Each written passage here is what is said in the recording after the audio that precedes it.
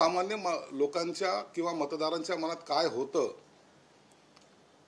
हे चांगल्या चांगल्या जाणकारालाही कळालं नाही। आपला जरी सर्व पाहिला तर ताणून ओढून ताणून महायुतीचं सरकार येईल असं एकंदरीत तुमचा सर्वांचा कौल होता। परंतु याला सर्वात जास्त महत्त्वाचं म्हणजे गेम चेंजर ज्याला म्हणतो ती ठरली मुख्यमंत्री माझी लाडकी बहीण योजना। अत्यंत जल्लोषात आणि जोशात लोकांनी आपल्याला महायुती निवडून द्यायचंच हे मनोमन पक्क ठरवलं होतं। म्हणून आपण पाहतायत या महायुतीमध्ये गेल्या 2.5 वर्षाचे कामाचा एक महायुतीमध्ये असलेली एकता आणि योजनेचा लाभ हा महायुतीला झालेला आहे आणि त्यामुळे आज प्रचंड बहुमतात हे सरकार आता स्थापन होण्याकडे मार्गक्रमण करत आहे। विरोधी पक्षाची हालत तर अशी आहे की त्यांना विरोधी पक्षनेता पदही या विधानसभेत मिळणार नाही हे जवळपास आता निश्चित झालेलं आहे। म्हणून आता टीका टिप्पण्या ह्या होत राहतील। मुख्यमंत्री कोण बनणार, काँग्रेसचा का राष्ट्रवादीचा का उबाठाचा, हे सर्व प्रश्न आता निकाली लागलेले आहेत आणि या सर्व आम्ही केलेल्या कामाचा लेखाजोखा बरोबरच आम्ही त्या संजय राऊतचे सुद्धा आभार मानतो। त्यांनी हे सरकार आणण्यासाठी गेली 2.5 वर्ष जी वाह्यात बडबड केली, जी लोकांना आवडत नव्हती, त्याचाही परिणाम काही अंशी मतदानामध्ये परिवर्तित झालेला आहे। म्हणून त्यांचे सुद्धा आभार मानले पाहिजे।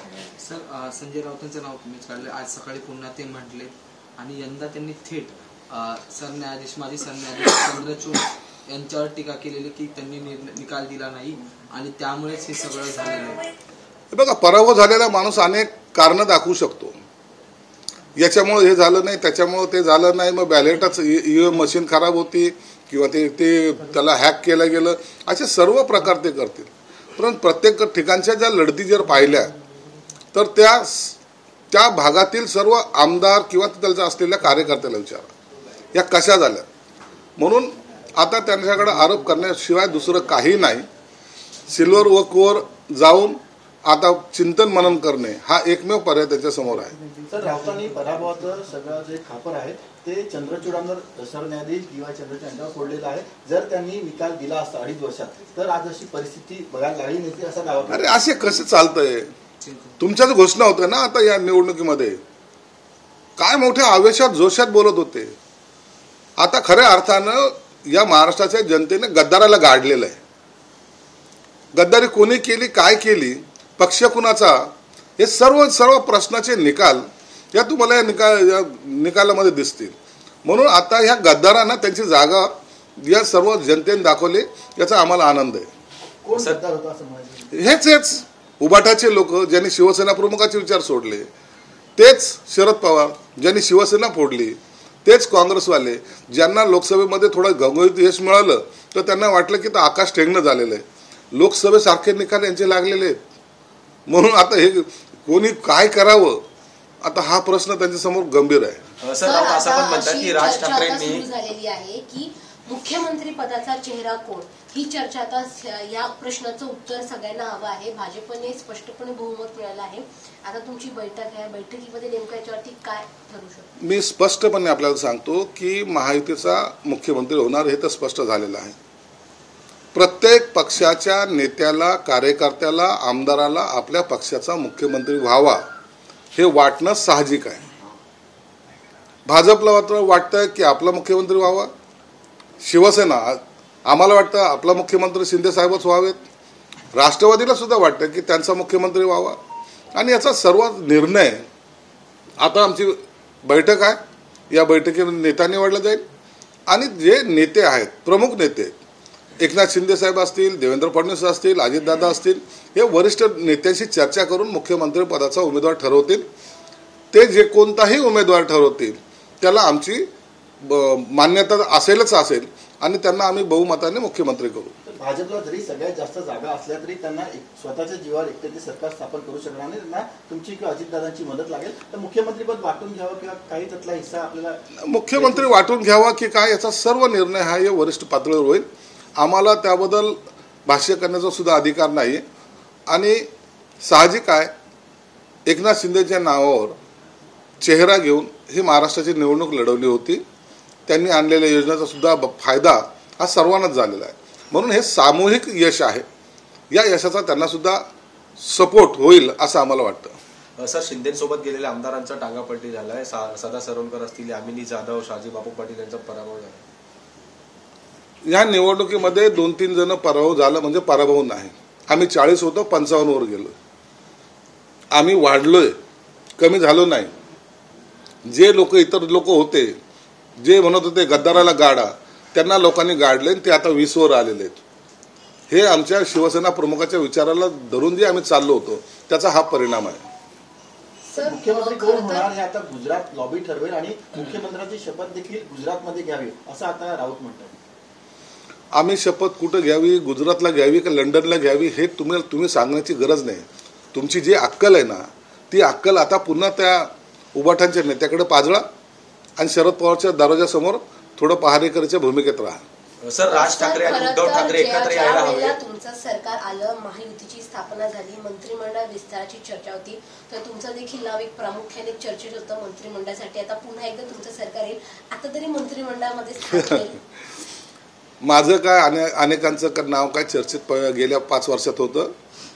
मला वाटतं या टायमाला शिंदेसाहेब त्याला न्याय देतील आणि निश्चित या मंत्रिमंडळामध्ये माझा समावेश होईल अशी मला अपेक्षा आहे.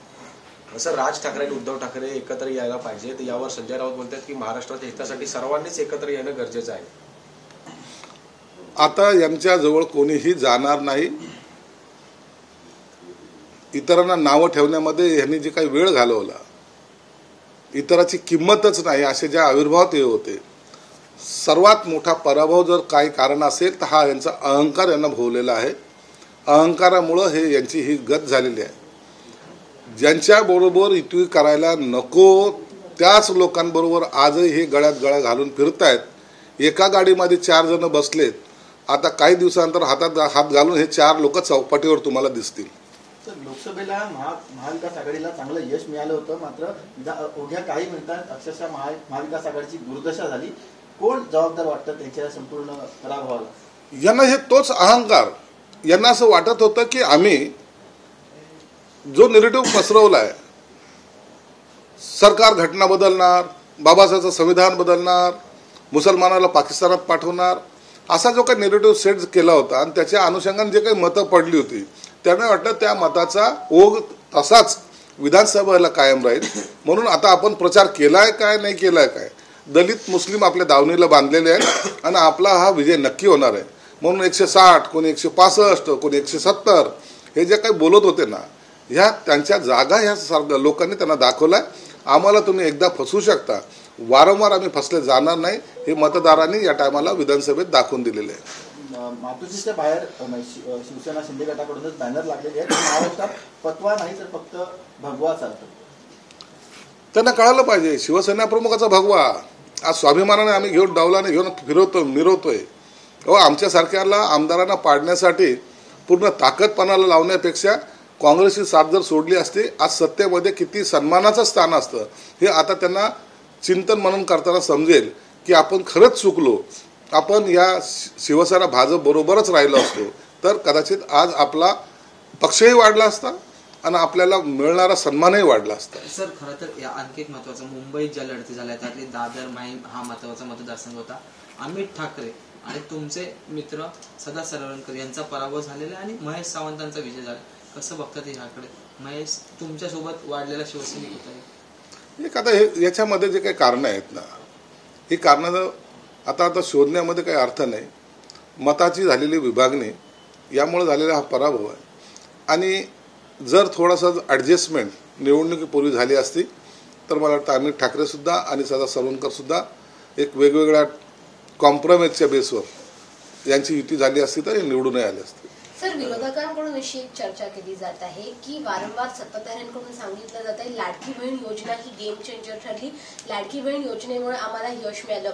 तर ज्या आधीच्या विकास कामं आहेत योजना त्यांच्यामुळे काहीच यश झालं नाही का? त्यांच्याकडे पाठ फिरवली गेली का? असं नसतं. म्हणजे फक्त अनेक योजना असतात. अनेक योजनेचा थोडा थोडा जो पार्ट आहे हे सर्व मिळून हे एकंदरीत यश असतं. फक्त मुख्यमंत्री लाडकी बहीण योजनाच का नाही, वृद्धासाठी असलेल्या संकल्पना असतील, महिलांसाठी असतील, विद्यार्थ्यांसाठी असतील, शेतकऱ्यांसाठी असतील, कष्टकऱ्यांसाठी असतील, कामगारांसाठी असतील, या सगळ्या गोष्टीचा एकंदरीत जेव्हा आल्या त्यामुळं हा झालेला परिणाम आहे. मग प्रत्येक क्षेत्रातला माणूस हा म्हणायला लागला की आम्हाला सरकारने दिलंय आणि जेव्हा सरकार देणार होतं आहे तर आपण त्याच्या पाठीशी राहिलं पाहिजे, हे त्याचा अर्थ आहे. सर, लोकांचा विरोध असतानाही बहुमत कसं आलं? दाल में कुछ काला है, चमत्कारामागे कोण आहे याचा शोध घ्यावा लागेल नाना पटोले. तर चमत्कारासाठी शोध घेण्यासाठी आपण संजय राऊत आणि तुम्ही दोघं जण बंगालला जा, तिथं जादूगारांची जास्त टीम आहे, ते तुम्हाला नक्कीच याच्यातून दाखवतील की काय चमत्कार झाला आहे. सर, आपल्याला जरी मोठ्या प्रमाणात जागा मिळाल्या असल्या, अजितदादा असतील, एकनाथ शिंदे असतील, तरी भाजपला बहुमत असतो. बहुमतासाठी केवळ 13 जागांची आवश्यकता आहे. काय वाटतं की महायुती सरकारला अपेक्षित किंवा सन्मानजनक आपल्याला मंत्रिपद किंवा सत्तेत वाटा मिळेल? निश्चित महायुतीला सर्वांना सामावून घेतल्या जातील, जे जे पक्ष आहेत त्यांना, आणि सर्वांना सन्मान दिला जाईल. कोणी मोठं नाही, कोणी छोटं नाही, आम्ही सगळे सख्खे भाऊ म्हणून या ठिकाणी आहोत. आणि काय तडजोडी करायची किंवा काय एकमेकाला घ्यायचं द्यायचं हे वरिष्ठ नेते ठरवतील. सर, असीम सरोदे हे कोर्टात जाणार आहेत, निवडणुकी निकालाला आव्हान देणार, मतदान करणे जसं मतदानाचा. अरे, आयुष्यामध्ये सगळ्या केसेस हारलेला माणूस कोर्टात जाऊन काय जिंकणार आहे? हे आता हे नवीन भूत तयार झालेलं आहे. उभाटा गटाकडे आता माणसं जे आहेत ना, हे असेच जमा झाल्यामुळे त्या पक्षाची हानी झालेली आहे. आणि त्यांचा पक्ष न वाढण्याचे कारण हे असे नवनवखे जे आहेत ना, सो कॉल्ड नेते, त्याच्यामुळे पक्षाची वाताहत झाली. Thank you sir. चल एक हिंदीत करायचं मला. नाश्ता करना.